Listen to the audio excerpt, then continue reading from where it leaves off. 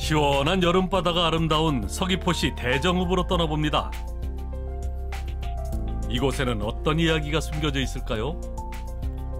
선생님, 너무 오랜만이에요. 너무 보고 싶었습니다, 선생님. 나도. 잘 지내셨죠? 잘 지냈습니다. 네, 오늘 이렇게 하모리에 나왔어요. 네. 네. 하모리에서 또 어떤 역사 이야기를 설명을 해 주실지 궁금합니다. 사진을 보면은 알 수 있을 겁니다. 한번 찾아보세요. 네. 짠. 시장인가? 빨래하고 있네요. 네. 약간 예전에 산지천 모습이네요. 그럼 하천에 관련된 이야기인가요? 건입동에는 산지천에 여러 용천수가 있듯이 여기 하모리에는 유명한 용천수가 신영물이라고 있어요. 오늘은 신영물에서 있었던 중요한 사건 네. 이야기를 하겠습니다. 드디어 신영물에 대해서 배우게 되네요. 선생님이랑 저랑 방송에는 다 안 나가도 이런저런 얘기를 많이 하잖아요. 정말 궁금했거든요. 시청자 여러분들과 함께 들을 수 있겠네요. 네. 그럼 신영물로 가봅시다. 가시죠. 신영물은 조선시대 이전부터 대정읍 마을의 주요 식수원이었습니다. 상수도가 발달하기 전까지 생활용소로 사용되면서 이곳 사람들에게는 없어서는 안 될 생명수였죠. 이렇게 마을 사람들이 가득 모이던 이곳이 지금은 어떤 모습일까요?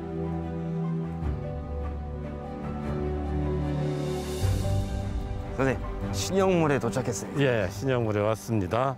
여기는 용천수가 나와서 그런지 약간 시원한 느낌이었습니다. 그렇죠. 좀 네. 시원하죠. 아까 책자 속 모습이랑은 너무 다르니까 다를 거라고 예상을 했는데 너무 많이 바뀌었네요. 그러면 이 사진도 한번 또 보세요. 네.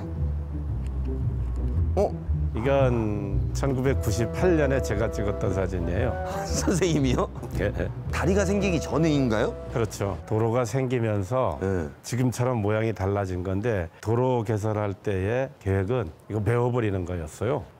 용천수를요? 네. 왜냐하면 요즘은 뭐 수도가 다 들어가 있으니까 이거 별로 쓰지 않는다. 네. 그래서 메워도 되겠다라는 생각을 했었는데 여기 주민들이 그건 안 돼. 라고 한 거죠. 왜 안 된다고 했겠어요? 이 오슬포가 형성된 근본이 되는 곳인데 그 근본을 없애는 건 안 된다는 거죠. 우리의 뿌리는 지켜야 된다. 주민들이 다 같이 지켜낸 거네요. 그렇죠. 주민들의 노력으로 신영물이 없어지지는 않았지만 많이 달라진 모습이죠. 인근의 공유 수면이 매립되면서 물의 흐름이 끊겨서 지금은 용천수의 양도 많이 줄었습니다. 과거의 유서 깊은 생명수의 모습을 찾아볼 수 없는 게 참 아쉽네요. 선생님, 저번에 대정현성 편에서 배웠던 두레물, 두레박으로 떠먹어서 두레물이라고 했잖아요. 근데 신영물이라고 이름을 짓게 된 이유가 따로 있나요, 선생님? 네, 그렇죠. 여기 그 설촌당시라고도 하고 또는 영조 때라고도 하는데 풍수에 능한 직관 이런 사람이 여길 지나가다가 이 물맛을 봤다는 거죠. 물을 먹어보고 그 물맛이 너무 좋으니까 신령스러운 물이다. 신령이 마실 만한 물이다. 요즘 말로 멘트를 남긴 거죠. 이제 그 말을 들은 사람들이 그 후로부터 신영물이라고 불렀다. 이렇게 전해옵니다. 물맛이 좋으니까 신영물. 탐라술력도 그림에도 여기 모슬전부라는 그림이 하나 있는데 네네네. 그 그림에 보면은 모슬진에 근무하던 군인들이 이 물을 사용했고 물론 지역 주민들도 이용을 했겠죠. 그러니까 이 물이 모슬진을 설치하는 또 이제 근거가 되기도 했다는 거죠. 그 이후로 쭉 지나오면서 처음 사진에서도 봤지만은 네네네. 사람들이 많이 모이는 동네 사람들의 사랑방 역할, 요즘 말로 하면 뭐 소통의 공간 그런 역할을 했던 만남의 거죠. 광장. 예. 하모리 사람들뿐만 아니라 그 주변 마을 사람들의 모든 젖줄, 약간 생명의 근원 같은 그런 곳이네요. 그러면서 모슬포가 좀 많이 번성을 하게 되잖아요. 그런데 조선 말기가 되면서 국제 정세가 하나 변해요. 일본하고 우리 조선이 강화도 조약이라고 하는 것을 맺게 되고 바로 그 이후에 일본 사람들이 우리나라를 막 드나들게 된 거죠. 1876년 강제로 성사된 강화도 조약 체결 이후에 일본의 수산업자들은 허가를 받고 제주 바다에 들어오기 시작합니다. 해녀들이 어렵게 채취한 해산물을 싼 값에 강탈하는 것은 물론이고 잠수기선까지 도입해 직접 해산물을 채취하기에 이르죠. 머구리를 이용해 제주 연근의 해산물을 소위 씨가 마를 정도로 채취해 갔습니다. 급기야 허가받지 않은 일반 어선들까지도 들어옵니다. 1887년에는 일본 어선이 가파도에 주둔할 정도였죠. 일본 어선들이 가파도나 이쪽에 해안에 많이 들어왔으면 이 신영물 근처에도 유입이 많이 됐을 것 같아요. 일본 어부들이 여기 물 길러 많이 왔죠. 역시 중요한 건 식수니까. 그럼 일본인 때문에 피해를 많이 입었지 않을까요? 피해가 아주 상당했어요. 여기 물 길러 올 때는 물동이만 가지고 오면 되잖아. 네네네. 어구만 가지고 다니는 게 아니고 무기를 가지고 다녀요. 칼, 긴 칼. 그렇게 하면서 위협적으로 민가에 들어가서 돼지 몰아가지, 닭 잡아가지. 가축 약탈은 물론이고 지나가는 여성들 능욕하기도 하고. 그러니까 어부들이라고 해서 오기는 했는데 그 이전에 왜구들이 했던 거하고 행동은 똑같은 짓을 한 거예요. 그렇다고 한들 저희 제주도민 얼마나 강인합니까? 가만히 있을 제주도민이 아니잖아요. 그렇죠. 그 어부들이 여기 와서 그렇게 행패를 부리고 그런 장면을 본 동네 청년들이 나서서 말리려고 한 거죠. 네네. 말리는데 말을 안 들으니까 결국은 싸움이 붙은 거죠. 이제 격투가 벌어졌어요. 네. 주동했던 분들은 5분으로 알려져 있죠. 이만송, 김성만, 김성일 형제, 그리고 이흥복, 정종무 이런 분들이 그 앞장섰었던 걸로 알려져 있습니다. 네네. 마을의 피해가 커지자 일본 어민에 대항해서 마을 청년들이 들고 일어섭니다. 이만송을 비롯해 5 청년과 하인들은 목숨을 걸고 칼을 든 일본 어민과 대치해 격전을 치렀죠. 이미 무기에서부터 큰 차이가 나는 이 싸움. 결국 이 싸움에서 이만송은 목이 잘려 죽고 또 다른 이는 팔과 손가락을 잃는 등 큰 피해를 입습니다. 문제가 커지자 일본 어민은 강제로 합의서를 받아내고는 본국으로 도망갔죠. 선생님, 하모리 청년들이 어떻게 보면 목숨을 걸고 싸운 거잖아요. 그렇죠. 그럼 왜구들이 물러나겠죠? 바로? 예, 물러났죠. 그런데 당시 목사 신면택이 조정에 이 사건에 대해서 보고를 합니다. 조정에서는 일본에 요즘 말로 표현할 거예요. 항의 서한을 보내는 거예요.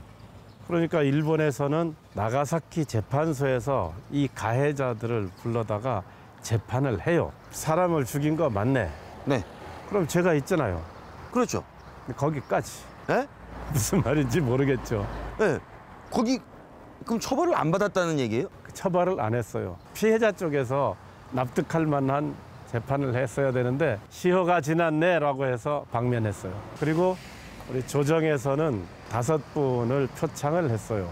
관군이 그걸 알고 막았어야 되는데 관군이 못했잖아요. 네. 그냥 민간인 청년들이 그 일을 했기 때문에 그 일을 표창을 한 거죠. 그래서 향리 벼슬, 좌수라고 하는 벼슬을 다 준 거예요. 5사람한테. 그 신분이 천한 신분이었던 다른 한 사람한테는 돈으로 줬습니다. 30냥 하사금. 지난번에 고승천과 제주 의병 때도 배웠잖아요. 이 하모리 청년들이 의병과 마찬가지네요. 의병 역할이나 똑같아요. 현대에 이르기까지 이 동네에서는 오좌수 행적비라고 하는 비석을 바로 이 신영물에 세웠었죠. 이 도로 개설과 함께 여기가 좁아지고 눈에 잘 안 띄게 됐어요. 그래서 다른 곳으로 옮겼습니다. 가까운 데 있습니다. 이설이 된 거네요. 네, 그리고 이름도 오좌수 의거비라고 이름을 좀 바꿔서 세웠어요. 아, 선생님. 그럼 저희가 여기서 얘기할 게 아니라 그 비석을 보러 가야죠. 비석 봅시다. 그럼 선생님의 유행어 한번 날려주시죠. 가시지요. 가시지요. 옮겨진 오좌수 의거비를 찾아 길을 떠나봅니다. 신영물에서 조금 떨어진 도로변에 비석이 있는데요. 오좌수 의거비는 지난 1995년 광복 50주년을 기념하며 마을 청년들이 세웠습니다.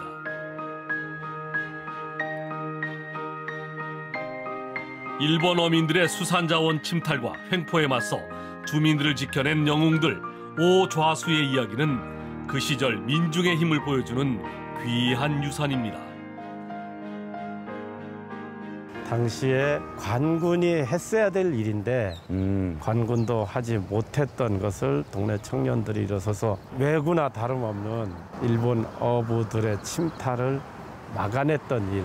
네. 그것을 이렇게 또 기리기 위해서 비석도 세우고 했으니까 앞으로도 이 비석을 볼 때마다 130여 년 전에 이런 일이 있었구나. 그 정신을 이어나갈 수 있으면 좋겠습니다. 네. 우리는 흔히 오좌수 해서 5분만 생각하는데 이름이 남지 않은 그분도 같이 생각을 해주시면 좋겠고 네네. 일본이 우리나라 자원을 침탈하고 분여절을 능력하고 여러 가지 폐악질을 응징했다는 면에서 의미가 상당히 큰 비석입니다. 네, 오늘 이렇게 신영물과 오좌수에 대한 이야기를 배워서 더욱 뜻깊었고 이 역사가 있을 때 그 당사자분들의 그 정신까지 배워가는 것 같아요. 이 무더위도 이겨낼 수 있을 것 같습니다. 남들은 목숨도 바치는데 네, 더위쯤이야. 정신무장까지 하고 가는 것 같아요, 선생님.